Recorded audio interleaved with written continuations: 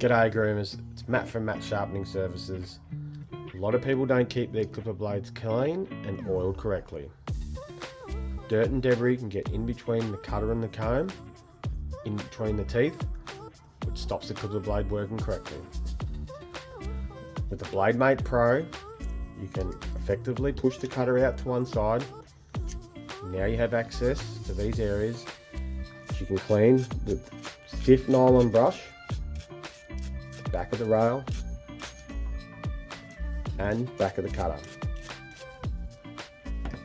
While the cutter is pushed to one side, you now have access to oil the top rail, the glide strip, and those hard to reach places.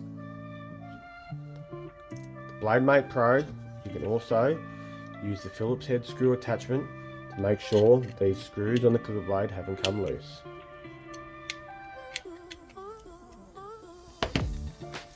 The Blade Mate Pro also has a provision for a lanyard so you can hang it up for easy storage. It's a simple tool that makes a difference. The Blade Mate Pro is now $25 until the 30th of April. You can find them at my website, link below. Thanks for watching.